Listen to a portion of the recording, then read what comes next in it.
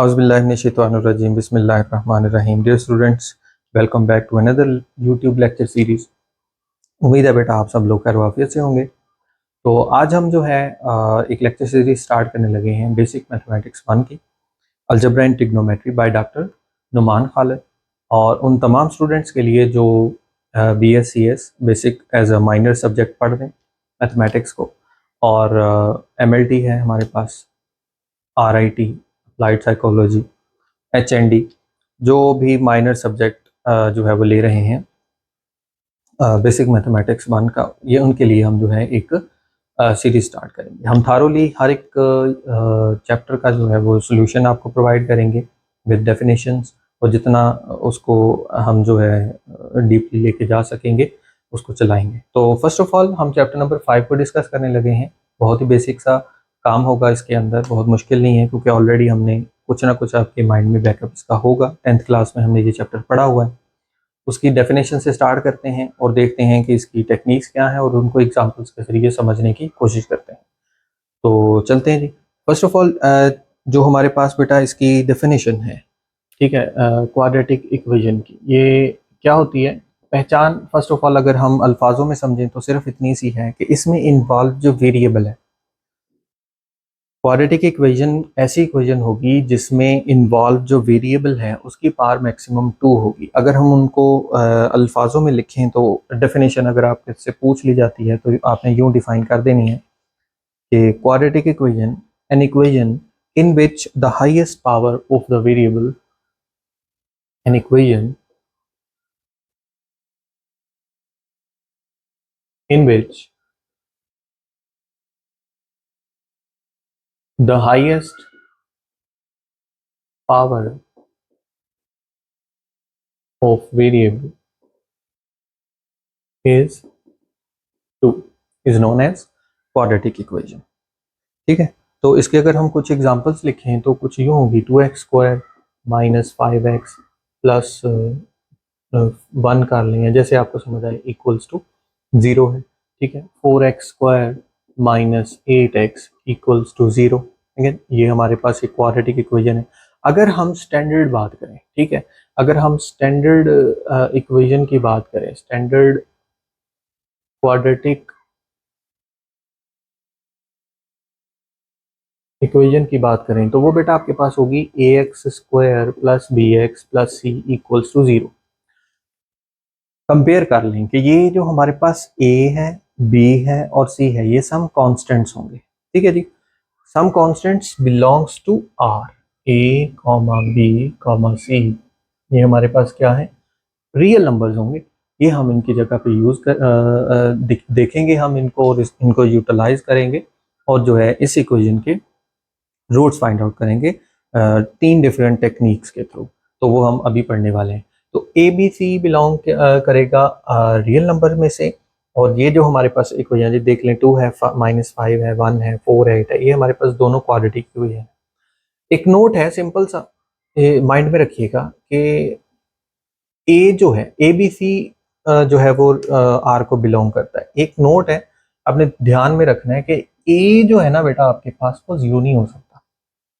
ठीक है ना, ये कंडीशन है कि ABC जो है ये हमारे पास रियल नंबर हैं, ठीक है, लेकिन जो हमारे पास A है वो 0 नहीं होगा। ये स्पेशली मेंशन होता है। उसकी वजह क्या है बेटा, देखिए हमने डेफिनेशन के अंदर क्लियरली मेंशन किया है कि इक्वेशन ऐसी जिसका वेरिएबल की पावर जो है वो क्या हो, 2 हो। अच्छा सपोज करें अगर A 0 हो जाए तो ये तो सारा का सारा क्या गया, तो खत्म हो गया, ये 0 हो जाएगा। तो बचने वाली जो इक्वेशन है, जो इसके अलावा जो इक्वेशन है वो तो लीनियर हो गई ना, क्वाड्रेटिक थोड़ी रहेगी। क्वाड्रेटिक कब होगी, जब उसमें उस इक्वेशन में इन्वॉल्व क्या रहेगा, x का स्क्वायर। इसलिए a जो है यानी इसका कोएफिशिएंट जो है, x² का कोएफिशिएंट जो है वो 0 नहीं हो सकता, और इसको हम लीडिंग कोएफिशिएंट भी कहते हैं।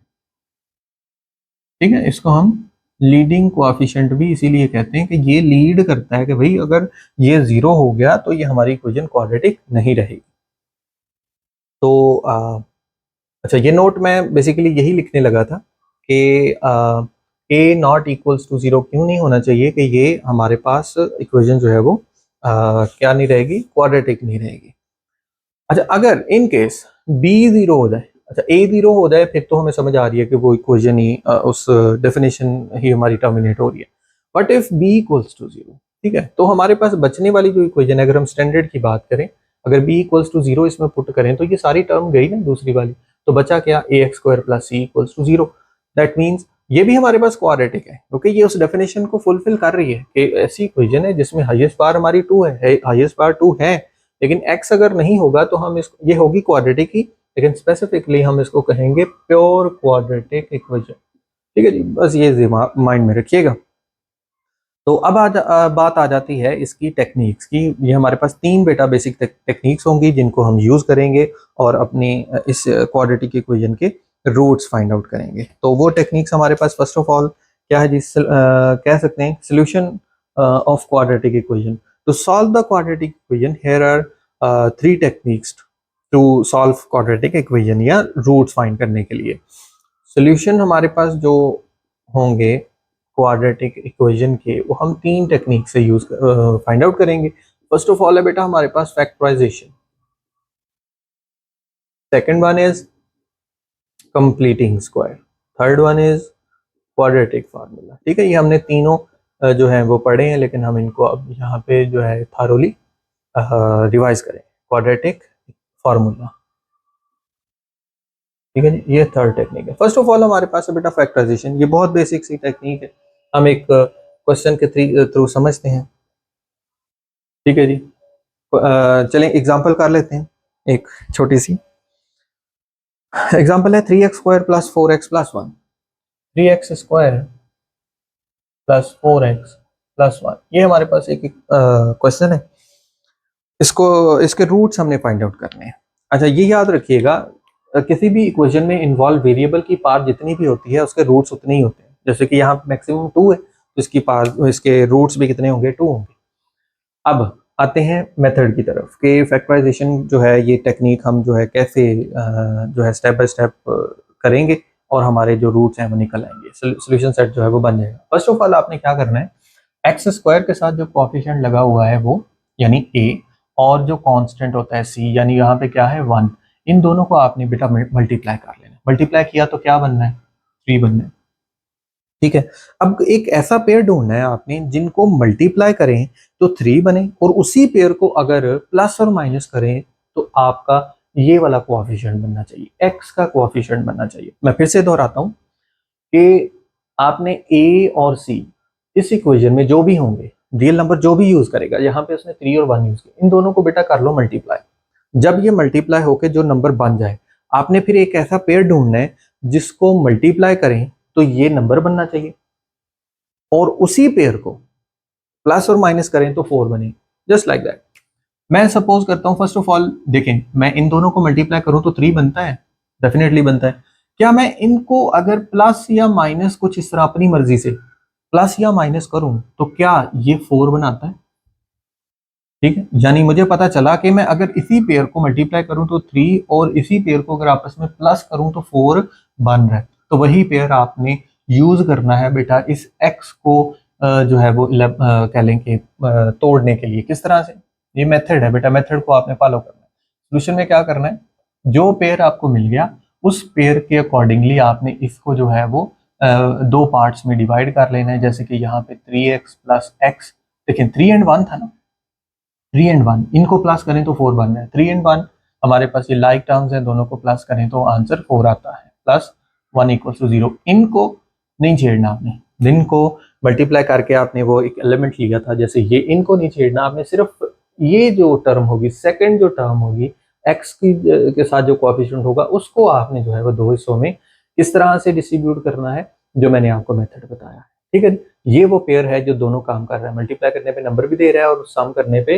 x का कोएफिशिएंट भी दे रहा है। ठीक है जी, तो इस तरह से करने के बाद आपने क्या करना है, इसको 2 हिस्सों में डिवाइड कर लेना, फर्स्ट 2 टर्म्स अलग और लास्ट 2 टर्म्स अलग। ये 8th क्लास में हम ये काम करके आए हुए हैं। जब हमारे पास 4 टर्म्स आ जाती थी तो हम उसके 2 हिस्से कर लेते थे। फर्स्ट टर्म में से, फर्स्ट जो 2 टर्म्स थी उनमें से हमने कॉमन जो आता होगा वो ले लेना है। जैसे 3x कॉमन आ रहा है तो x प्लस 1 बचा, और यहाँ पे भी x प्लस 1 ही बचा इक्वल टू 0, यानी यहाँ से 1 कॉमन आ रहा है, लिखने की जरूरत नहीं है। अब दोनों 2 टर्म्स बन गई ना, एक ये टर्म एक ये टर्म, इन दोनों टर्म्स में x प्लस 1 कॉमन आ रहा है, बचा क्या 3x + 1 = 0, दैट्स इट। अच्छा, एक रूल होता है, ये बस आपको पता होना चाहिए कि जब दो पॉलिनोमियल, ठीक है, एक ये पॉलिनोमियल है, एक ये पॉलिनोमियल है, ठीक है। पॉलिनोमियल क्या होता है, सिंपल सी बात है, अगर कोई वेरिएबल आपके पास है, कह लें कि एक एक्सप्रेशन या इक्वेशन लिखी हुई है, उसमें जितने भी वेरिएबल आपके इन्वॉल्व हैं, अगर उनकी जो पार है वो होल नंबर हो, तो आपके जो वो इक्वेशन है वो हमारे पास पॉलिनोमियल होती है किसी भी डिग्री की, ठीक है, 3 4 5 n तक। तो खैर उस तरफ हम डिटेल नहीं जाते। तो ये भी हमारे पास एक एक्स वेरिएबल है, ये एक एक्सप्रेशन है, एक वेरिएबल है, वेरिएबल की पार 1 है, होल नंबर है। यहाँ पे भी ये एक एक्सप्रेशन है, कह लें इतनी सी अगर हम बात करें, एक्स की पार 1 है, वो होल नंबर है। तो दोनों ये जो हमारे पास हैं ब्रैकेट्स के अंदर, ये हमारे पास एक्सप्रेशन हैं और पॉलिनोमियल है। तो दो पॉलिनोमियल जब आपस में मल्टीप्लाई हो रहे हो बेटा, तो वो और इक्वल्स टू 0 हो, तो वो दोनों इक्वल्स टू 0 नहीं होते, ठीक है, वो दोनों इक्वल्स टू 0 नहीं होते। तो हम क्या करेंगे, हम सपोज हम कह लेंगे कि कोई एक 0 हो सकता है, दोनों नहीं, ठीक है। आइदर x + 1 = 0 और 3x + 1 = 0। डिटेल काफ़ी है यहाँ पे, मतलब हम इसको डिवाइड भी नहीं बेटा करवा सकते, क्योंकि हो सकता है x की वैल्यू कोई ऐसी हो जो 0 बना दे, और 0/0 का हमारे पास सोल्यूशन एग्जिस्ट नहीं करता, ठीक है। तो बहुत सारे केसेस हैं। तो फिलहाल आप क्या करेंगे, जब हमारे पास ये ब्रैकेट्स आ जाए इक्वल्स टू 0 हो, तो हमने इन दोनों को 0 नहीं कर देना, ठीक है। इन दोनों को हमने कहना है कि आइदर या तो x + 1 = 0 है, या और लिख रहा हूँ, ऐड नहीं लिख रहा, और 3x + 1 = 0, दोनों नहीं है, कोई एक है, पता नहीं कौन है। तो हम क्या करेंगे, इस तरह से उसको जो है वो अलग अलग करके लिख लेंगे कि x + 1 = 0 या 3x + 1 = 0। अब यहाँ पे हम क्या करेंगे कि रूट्स जो है हमने फाइंड आउट कर लेने, 1 दूसरी तरफ जाएगा तो -1 हो जाएगा, यहाँ से 1 दूसरी तरफ जाएगा तो -1 हो जाएगा, लेकिन 3 जब डिवाइड होगा तो -1/3 आ जाएगा। तो आपके पास बेटा सोल्यूशन सेट क्या आ गया, -1 एंड -1/3। ये आपका सोल्यूशन सेट होगा जब भी आपने क्वाड्रेटिक इक्वेशन ऐसे देखनी है और उसको आपसे रिक्वायर किया गया है कि आपने इसको फैक्टराइजेशन से रूट इसके फाइंड आउट करने हैं, तो आपने बस ये प्रोसीजर जो है फॉलो अप करके आंसर जो है यानी सोल्यूशन सेट जो है वो बना लेना है। एक और एग्जांपल कर देता हूँ, फिर हम जो है नेक्स्ट जो है मेथड की तरफ चलेंगे, बल्कि पहले एक्सरसाइज करेंगे हर एक टेक्निक के accordingly step by step. First of all हमने फैक्टराइजेशन की है, इसके रिलेटेड क्वेश्चंस करेंगे। तो एक एग्जांपल और है, यहीं पे आपके पास लिखी हुई है बेटा, एग्जांपल नंबर 2 है। क्वेश्चन दिया गया है x² - x = 0। ये एग्जांपल नंबर 2 है, सॉरी, ठीक है, ये एग्जांपल नंबर 2 है आपकी बुक के ऊपर, x² - x = 2 है। अच्छा, कभी कभी क्या होगा कि आपको डायरेक्ट जो है वो इस शेप में क्वेश्चन नहीं दिया गया होगा। तो अगर ऐसा ना हो कि आपको डायरेक्ट उस शेप में आपको क्वेश्चन नजर ना रहा हो, यानी स्टैंडर्ड क्वाड्रेटिक इक्वेशन फॉर्म में, तो आपने क्या करना है, उसको पहले कन्वर्ट कर लेना है, मूव कर लेना है इस शेप के अंदर। तो करने का बड़ा आसान सा तरीका है, सोल्यूशन x² - x - 2 = 0। सिंपल, इस 2 को उठा के इधर ले आओ। अब ये हमारे पास फर्स्ट ऑफ ऑल x² है, सेकंड में x है, और थर्ड में हमारे पास कोई कांस्टेंट टर्म है, = 0। तो फैक्टराइजेशन ही हमें करनी है, तो क्या करेंगे, x² के साथ जो नंबर है वो क्या है, 1 है, और c हमारे पास क्या है, -2। नेगेटिव जो साइन है बेटा उनको साथ रखना है। यहाँ पे प्लस था, यहाँ पे भी प्लस था, तो दोनों मैंने प्लस ही यूज करके मल्टीप्लाई किया, लेकिन यहाँ पे नेगेटिव है तो अब नेगेटिव भी साथ इंक्लूड करेंगे। लेकिन 1 पॉजिटिव है तो 1 पॉजिटिव रहने देंगे, मल्टीप्लाई बाय 2 नेगेटिव का है तो -2 लेंगे, ठीक है। इस तरह से इनको मल्टीप्लाई करना है। अब जब हम इनको मल्टीप्लाई करेंगे 1 को और -2 को, तो आंसर क्या आएगा बेटा, -2, ठीक है ना। 1 मल्टीप्लाई बाय -2 तो प्लस माइनस -2 आंसर आ गया। अब एक पेयर ढूंढो जो मल्टीप्लाई करने पे -2 बनाए, और उसी पेयर को हम अगर प्लस और माइनस करें तो -1 भी बन जाए। तो जैसे कि 1 मल्टीप्लाइड बाय -2 है, ठीक है, ये एक ऐसा पेयर है जिसको मैं मल्टीप्लाई करूं तो -2 बनता है, और इसी को अगर मैं आपस में प्लस करूं तो आंसर आता है मेरे पास -1। देख लें, प्लस माइनस माइनस, ठीक है। प्लस और माइनस में इसलिए कह रहा हूं कि आप चलें यूं भी समझ सकते हैं कि इन दोनों पेयर्स को अगर आप प्लस करें, ठीक है, क्योंकि वो बात की बात है, प्लस और माइनस करें तो वो जो है -2 बन जाता है। 1 - 2 = -1 है। तो ये ऐसा एक पेयर है, 1 एंड -2 दो नंबर ऐसे हैं जिनको मल्टीप्लाई करें तो वो नंबर जो मल्टीप्लाई करने पे बन रहा था बन भी रहा है, और उन्हीं को अगर हम प्लस माइनस कर रहे हैं तो माइनस का 1 भी बन रहा है। -1 क्यों, क्योंकि b के साथ वाला नंबर हमें यहाँ पे सॉरी x के साथ वाला नंबर, x के साथ जो कोएफिशिएंट था यहाँ पे 4 था तो 4 मिल रहा था, अब x के साथ जो कोएफिशिएंट है वो -1 तो वो -1 मिल रहा है, दैट्स इट। तो अब हम क्या करेंगे, इस x को जो है वो कैसे खोलेंगे, इस तरह से x² plus x minus 2x-2 equals to 0। देख लें -1 था ना, तो इन दोनों को सॉल्व करें तो ये -1 ही बन रहा है, ये प्लस का 1 है, माइनस का 2 है, तो ये माइनस का x ही बन रहा है। ठीक हो गया, तो ये इस तरह से आपने इसको एक्सपेंड कर लेना। तो वही तरीकाकार नेक्स्ट आप दो टर्म्स में डिवाइड कर लेंगे और पहली जो 2 टर्म्स होंगी उनमें से जो कॉमन आ रहा है उसमें से कॉमन ले लेंगे, और यहाँ से -2 कॉमन आ रहा है, जब माइनस आएगा तो दोनों साइन जो है वो उलट जाएंगे, यानी प्लस हो जाएंगे, इक्वल्स टू 0। यानी 2 कॉमन आया था तो x बचा और यहाँ पे 1 बच गया, और x+1 और x+1। अच्छा ये भी आपके पास पहचान है आपके रूल की, आपके मेथड की, कि अगर ये जो आप यहाँ पे कॉमन लेने के बाद अगर ये जो पेयर है आपका कॉमन आ जाता है तो आपका क्वेश्चन जो है वो ठीक है, -2। अगर इन दोनों में यहाँ पे कुछ चेंजेस आते हैं तो क्वेश्चन में कहीं ना कहीं कोई गड़बड़ है। लेकिन यहाँ पे हम पहुंच गए जहाँ पे हमने कहना है कि ये 2 पॉलिनोमियल है और इक्वल्स टू 0 आपस में प्रोडक्ट हो रही है, तो दोनों 0 नहीं हो सकते, कोई एक 0 है, आइदर x+1 इक्वल्स टू 0 और x-2 इक्वल्स टू 0, और लिखना है, एंड नहीं लिखना। तो क्या सोल्यूशन सेट बन गया, x equals to -1 and x equals to 2। यहाँ पे बस आप इसको क्या कर दें, x इक्वल्स टू -1 और x इक्वल्स टू 2। तो ये हमारे पास जो सोल्यूशन सेट है बेटा वो लिख दें यहाँ पे -1, 2, जैसे ये लिखा था। तो इसी तरह से आप इसका सोल्यूशन सेट लिखेंगे और ये काम मुकम्मल हो गया। लें जी, ये था बेटा तरीकेकार फैक्टराइजेशन करने का। अब हम चलते हैं बेटा एक्सरसाइज की तरफ, तो 1 बाय 1 हम इन क्वेश्चंस को सॉल्व करते हैं।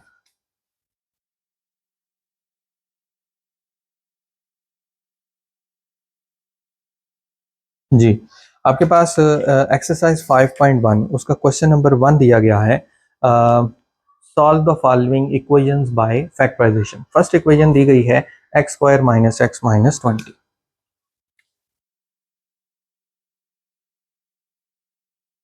क्वेश्चन नंबर 1 है बेटा, उसका पार्ट 1 है, एक्सरसाइज हम कर रहे हैं 5.1।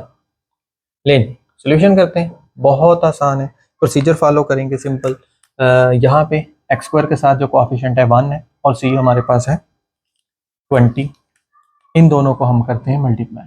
इन दोनों को मल्टीप्लाई करने पे बताएं बेटा क्या आ रहा है, 1 मल्टीप्लाई बाय -20, आंसर आएगा -20 डेफिनेटली।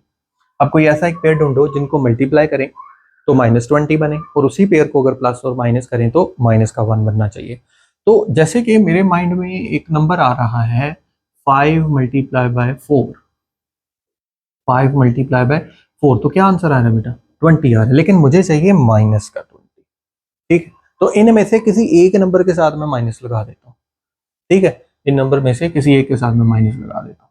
तो अगर मैं -5 कर दूं तो आंसर क्या आ रहा है -20। लेकिन यहां तक बात खत्म नहीं होती, मुझे चाहिए था -20, ठीक है, लेकिन अब इन्हीं नंबर को मैं प्लस और माइनस करूं तो मेरे पास -1 भी बनना चाहिए।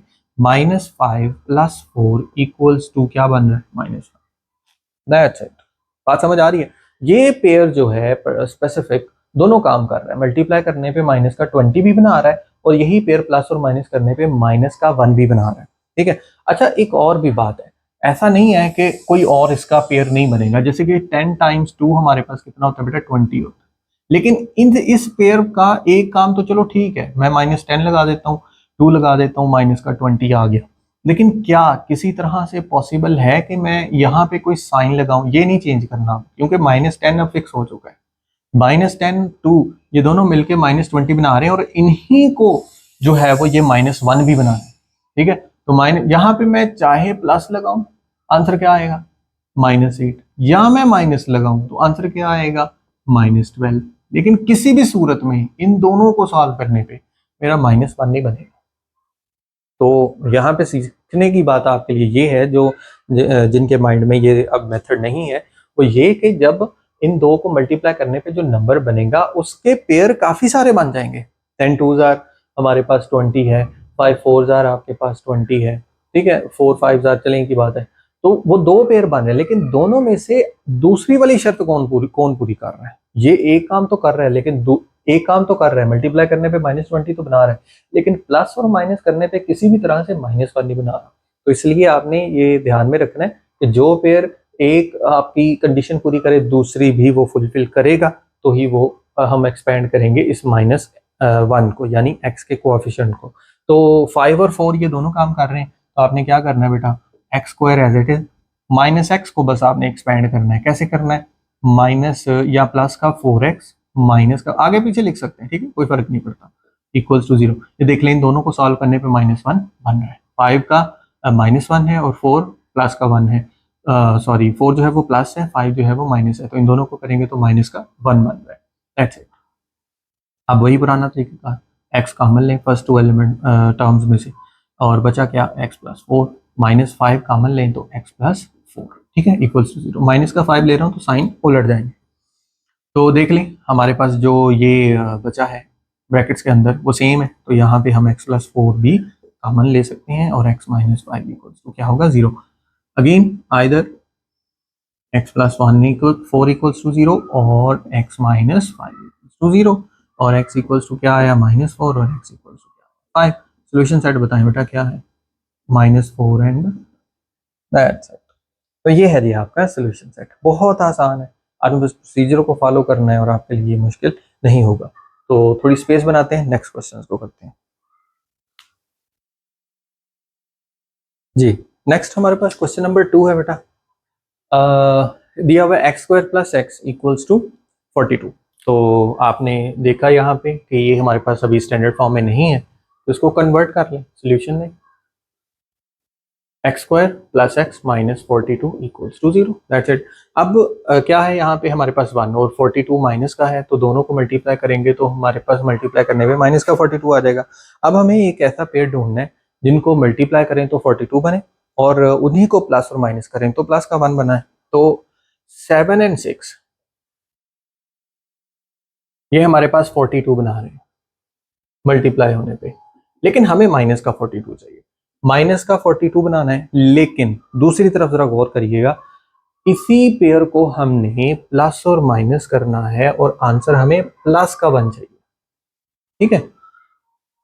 नेगेटिव किसके साथ लगाना है, तो आप दूसरा नंबर लिख के जो है वो डिसाइड कर सकते हैं। अब हमें प्लस का 1 चाहिए। प्लस का 1 कब मिलेगा, जब मैं प्लस का 7 रखूंगा, माइनस का 6 रखूंगा। अब समझ में आ रही है बेटा, 7 माइनस 6 प्लस का 1 बनेगा। अगर मैं -7 प्लस 6 कर लूंगा तो माइनस का 1, लेकिन मुझे माइनस का 1 अब नहीं चाहिए, अब मुझे प्लस का 1 चाहिए। अब ये पेयर मतलब माइनस का 6 रखूंगा तो ही मेरे पास प्लस का 1 बनेगा। दैट मीन्स मैं यहाँ पे अगर माइनस का 6 और मल्टीप्लाई बाय 7 करूं तो माइनस का 42 बन जाता है। ये यानी ऐसा एक स्पेसिफिक पेयर है 7 एंड -6, जो मल्टीप्लाई करने पे -42 भी बना रहा है और प्लस माइनस होने पे 1 भी बना रहा है, ठीक है। सॉरी, तो एक्सपेंड करें x को, x², ठीक है, प्लस का 7x, ठीक है, माइनस का 6x माइनस 42, यानी आपको x² और 42 का यानी c को छोड़ देना है एज इट इज, और इसको एक्सपेंड कर देना है, जो पेयर हमारे ये दोनों काम कर रहा हूँ। x कॉमन लें बेटा, x प्लस 7, और यहाँ से -6 कॉमन लें तो x प्लस 7 इक्वल्स टू 0, ठीक है। ये रफ अमल है हमारा, ये क्वेश्चन का हिस्सा नहीं है, ये सारा हमारा रफ अमल है। तो x प्लस 7 हमारा कॉमन आ रहा है बेटा, और x minus 6 equals to 0, either same as, ठीक है जी, x प्लस 7 इक्वल्स टू 0 और x minus 6 equals to 0। x equals to बेटा -7 आ जाएगा, और x इक्वल्स टू प्लस का 6। तो सोल्यूशन सेट क्या बन गया, -7 and 6, that's it. Next question देखते हैं बेटा। नेक्स्ट क्वेश्चन हमारे पास गिवन है 3y² equals to y, 3y² equals to y into y -5, ठीक है जी। ये हमारे पास है बेटा क्वेश्चन नंबर 3। ये भी हमने फैक्टराइजेशन से सॉल्व करना है, तो पहले हम इसको स्टैंडर्ड फॉर्म में लेके आते हैं जैसे कि रिक्वायर्ड है। 3y² इक्वल्स टू y को अंदर मल्टीप्लाई करें बेटा, y² माइनस 5y, और इसको लेफ्ट साइड में सारे को ले आते हैं, 3² minus y² plus 5y equals to 0। इन दोनों को हम जो है वो कर सकते हैं, 2y² plus 5y equals to 0। अब हमारे पास c नहीं है, ठीक है, अब c नहीं है तो यहाँ पे अब देख लें डायरेक्ट हमारे पास कोई नंबर कॉमन आ रहा है y, तो 2y plus 5 equals to 0। y common आ रहा है ना, तो 2y बचा, यहाँ पे y गया तो प्लस का 5 बच गया। अच्छा, इस y को आप यूं भी लिख सकते हैं, थोड़ी उस शेप में कन्वर्ट करने के लिए कि जहाँ पे हम दो पॉलिनोमियल को जो है वो और की शेप में लिख सकें। That means y equals to 0 है आइदर, और 2y प्लस 5 इक्वल्स टू 0। तो इस तरह से भी क्वेश्चन कंफ्यूज कर सकता है आपको कि आपने अब फैक्टराइजेशन को ढूंढना है कि कहाँ से होगी, तो बेसिकली ये फैक्टराइजेशन ही है।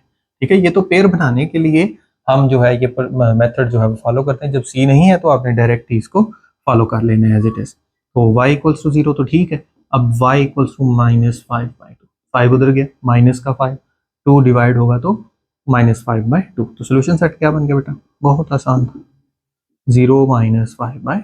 That's it. नेक्स्ट हमारे पास बेटा क्वेश्चन है, question number 4, x² - 7x + 10, x² - 7x + 10 = 0। तो बताएं जी, इसको मल्टीप्लाई करना है x² के साथ जो कोएफिशिएंट है और 10 को मल्टीप्लाई करने पे क्या नंबर बनेगा, ये 10 बनेगा। ठीक है जी, तो यहाँ पे हम लिख देते हैं इसको, ये रहा फॉर्मूला है हमारा, 10 बन रहा है। अब कोई ऐसा नंबर हमें ढूंढना है जो मल्टीप्लाई करें तो 10 बनाए, प्लस और माइनस करें तो माइनस का 7 बनाए। ठीक है, एक बात तो समझ में आ रही है, 5 को 2 से मल्टीप्लाई करूंगा तो 10 आ जाएगा, प्लस का 10 चाहिए। लेकिन इसी नंबर को लिख लें 5 और इसी पेयर को लिख लें, मुझे चाहिए 7। ठीक है, मल्टीप्लाई करने पे 10 मिल रहा है, ठीक है, प्लस का ही 10 मिल रहा है, दोनों ही प्लस रहने या दोनों माइनस होने। देखें, एक और भी तो केस है ना, अगर मैं माइनस का 5 कर दूं और माइनस का 2 कर दूं तो मेरे पास फिर भी ये क्या बनेगा, माइनस प्लस का 10 बनेगा, माइनस माइनस क्या हो जाएगा, प्लस हो जाएगा। लेकिन अगली रिक्वायरमेंट हमारी क्या है, हमें 7 चाहिए। 5 और 2 को हमने अपनी मर्जी से जो है वो प्लस माइनस लगाना है, हमारा 7 बन जाना चाहिए, माइनस का, सॉरी यहाँ पे हमें माइनस का चाहिए। तो देख लें, माइनस का 5 होगा, माइनस का ही 2 होगा तो ही ये -7 बनेगा, वरना ये 7 नहीं बन सकता। तो देख लें, माइनस का 2 माइनस का 5 रख के मल्टीप्लाई किया तो 10 भी बन रहा है, माइनस का 5 माइनस का 2 रख के मैंने इनको प्लस और माइनस किया तो भी ये माइनस का 7, यही पेयर हमारे दोनों काम कर रहा है। तो 7x को एक्सपेंड कर लें, कैसे, x² - 2x - 5x + 10 = 0। बस पेयर ढूंढना आपके लिए काम है, अगला काम तो फिर बहुत सिंपल रह जाता है। x - 2 - 5 का मन आया तो x - 2 = 0। देखिए ना, 5 का मन आएगा तो 5 बाहर निकल गया, और इसको जब 5 का मन आएगा तो यहाँ पे 2 रह जाएगा। तो कॉमन लेने का मतलब है डिवाइड कर देना उस पर। तो इसको पे डिवाइड करेंगे तो 5 1 रह जाएगा, तो 1 आ गया, 2 रह जाएगा। ठीक है, 10 पे डिवाइड 5 पे डिवाइड करेंगे जब 10 को, तो x - 2 = क्या बचा, 0। और सॉरी, चलें ऐसे कर लें, एक स्टेप और है, x - 2 हमारा कॉमन आ गया और x - 5 आपके पास = 0। आइदर x - 2 = 0 और x - 5 = 0, और x = 2 आया और x = 5 आया। सोल्यूशन सेट क्या है बेटा आपके पास, 2, 5। ये था जी आपके पास क्वेश्चन नंबर 1, जो कि हमसे पूछा गया था फैक्टराइजेशन से। और इसके अलावा और भी 2 एग्जांपल्स हैं, उनको भी प्रैक्टिस करिएगा। वो आपके पास ओरिजिनल यानी स्टैंडर्ड फॉर्म में नहीं है, उसको कन्वर्ट करना है पहले एलसीएम वगैरह लेके, और फिर आपने जो है उस पर फैक्टराइजेशन अप्लाई कर देनी है। तो अक्सर एग्जांपल्स भी पेपर में आ जाती हैं, तो आपने उसको भी थारोली देख लेना है। तो ये था बेटा आपके पास लेक्चर आज का। उम्मीद है आपको समझ आया होगा। अगर आपके माइंड में कोई क्वेश्चन हो, कोई प्रॉब्लम हो, तो आप कमेंट सेक्शन में पूछ सकते हैं। और अगर आपको वीडियो अच्छी लगी बेटा तो इसको लाइक ज़रूर करें, सब्सक्राइब करें और दोस्तों के साथ शेयर करें। और नेक्स्ट वीडियो तक इजाज़त दें। अल्लाह हाफ़िज़।